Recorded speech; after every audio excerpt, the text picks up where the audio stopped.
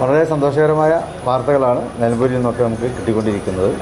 പ്രതീക്ഷിച്ച ലീഡിലേക്ക് UDF മുന്നേറിക്കൊണ്ടിരിക്കുകയാണ്. ഇപ്പോൾ 1-2 പഞ്ചായത്ത്, വൈക്കാട് പഞ്ചായത്ത് എണ്ണിക്കഴിഞ്ഞപ്പോൾ തന്നെ ഏതാണ്ട് 3000-ഓളം വോട്ടിൻ്റെ ഭൂരിപക്ഷം സൗഖ്യത്തിന് കിട്ടിയിട്ടുണ്ട്. ഇനി മറ്റു പഞ്ചായത്തുകളിലും ഇതേ ആവർത്തനം തന്നെയാണ് ഞങ്ങൾ പ്രതീക്ഷിക്കുന്നത്.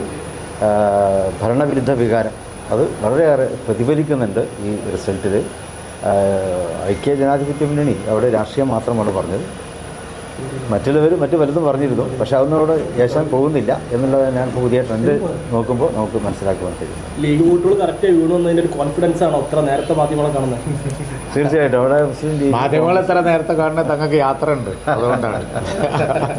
അതെ, അവിടെ ഐക്യ ജനാധിപത്യ മുന്നണി വളരെ കെട്ടുറപ്പോടെയാണ് ഈ തെരഞ്ഞെടുപ്പ് മത്സരിച്ചത്. മുമ്പൊന്നും ഇല്ലാത്ത വിധത്തിലുള്ള ഒരു ഐക്യവും ഒരു കൂട്ടായ്മയും UDFനെ സംബന്ധിച്ചിടത്തോളം അവിടെ ഉണ്ടായിട്ടുണ്ട്.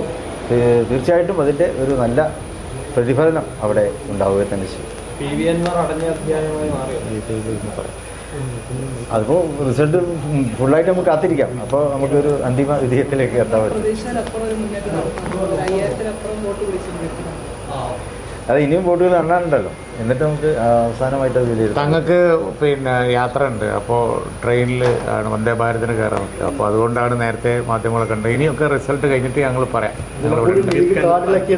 അല്ല, അതെ, ഇനി കുറച്ചും കൂടി എണ്ണട്ടെ. ഇപ്പോൾ പറയാനുള്ളത് തങ്ങൾ പറഞ്ഞു, ഒരു വിജയം പ്രതീക്ഷിക്കുന്നു, നല്ല ഭൂരിപക്ഷത്തോടു കൂടിയെന്ന് തങ്ങൾ പറഞ്ഞു. ഞങ്ങൾ അത് തന്നെ ആവർത്തിച്ച് പറയാണ്. ബാക്കി കുറച്ച് കഴിഞ്ഞിട്ട് നിങ്ങൾ ഇവിടെ ഉണ്ടല്ലോ. നിങ്ങളിങ്ങനെ റണ്ണിങ് കമ്മിറ്റി കൊടുക്കണ മാതിരി ഞങ്ങൾ പറഞ്ഞുകൊണ്ടിരുന്നാൽ ബുദ്ധിമുട്ടാണ്. അപ്പോൾ അത് കുറച്ചുകൂടി കൗണ്ടിങ് പുരോഗമിക്കട്ടെ എന്നിട്ട് പറയാം. UDFന് ഒരു വിജയമുണ്ട് എന്ന് ഇവിടെ പറഞ്ഞല്ലോ. അതാണ് ഈ ഘട്ടത്തിൽ മനസ്സിലാകുന്നത്. നല്ല ഭൂരിപക്ഷത്തോടു കൂടിയുള്ള ജയം തന്നെ ഉണ്ട്. ബാക്കി അനലൈസ് ചെയ്യൽ കുറച്ചും കൂടി കഴിയട്ടെ.